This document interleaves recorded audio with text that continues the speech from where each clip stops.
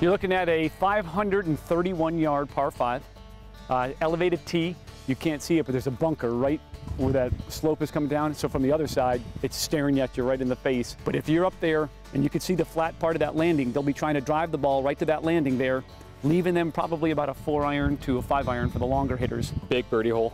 Probably pretty good. A lot of guys will try to go for it in 2 if they hit an aggressive drive and they got a good look at it.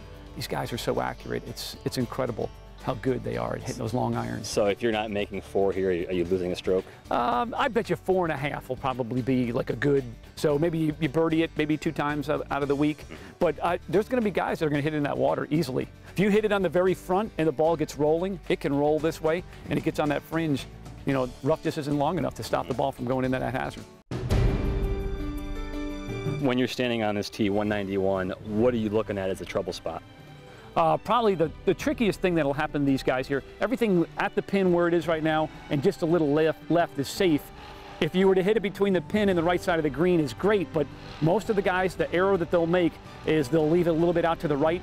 If you don't catch the bunker, you stand the chance of it hitting just over it, and it'll release down into that hazard there. If you're avoiding the hazard, where are the trouble spots? Well, you don't want to hit it up top left.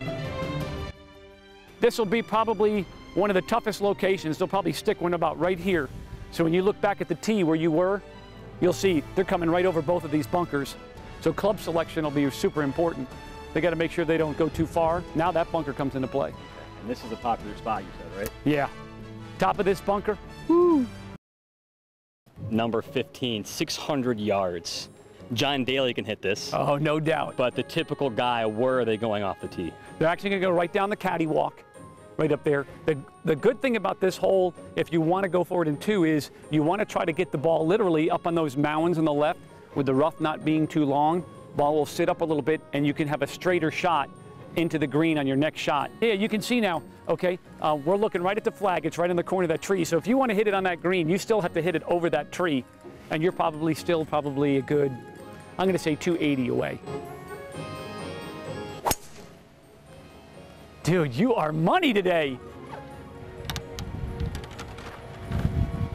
Third shot here on 15. Everybody wants to be about 110, right? Probably right about in there. They want it, they'd love to dial it into where they say, hey, I hit my sand wedge or I hit my gap wedge. The hardest part about that is, again, another subtle breaking green. So they might hit it close, but I mean, it's not like it's a tap in unless they hit it super tight. Back 9 at Greystone, unique. 3 par 3s, 3 par 4s, 3 par 5s. 17's the last par 3. Why is this hole fun for fans? Oh man, they love it because you can see it. Everybody likes a downhill hole. They just think there's something to it, you know. But this hole is going to be great. They're going to have some great fan areas here on the left. You can see. But it's easy to see. It's a one-shot hole. It's, you know, a lot of the fans will probably be on 18 and 17 to kind of see what's going on in the final round. But it's just a great place to watch. People love to see, you know, it's got a great spectator view to it. You know, instead of seeing the level shot and then you're one hole from greatness.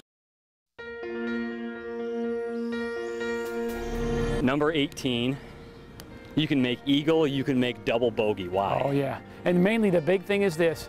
There's a creek right here. It runs right down the caddy walk. It leads you right to the creek. Let's say it's Sunday afternoon. You're 1 shot behind. You've got to make 3 or 4. Where are you teeing? Where are you going off the tee? Actually, I'm going to go and probably hit it just to the right of that bunker up there, and that's right where the most generous part of the fairway is. And it's still, you have a little straighter shot into the green without having to hit it over that pampas grass. So right here, landing area 230. That's going to be the typical. Yeah, you're going to hit center of the green type of thing. And you see what I'm talking about? You have to hit it. If you come over here, you have to hit it right over the waterfall to get it to the green. What do you think is a pretty common occurrence here when a guy is trying to make a move?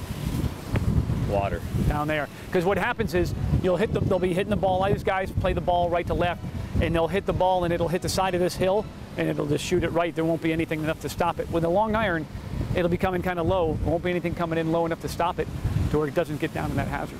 Well, Steve Smith, thank you so much for helping us out here. You got it. Glad to help you. It's going to be a great week. Thank you.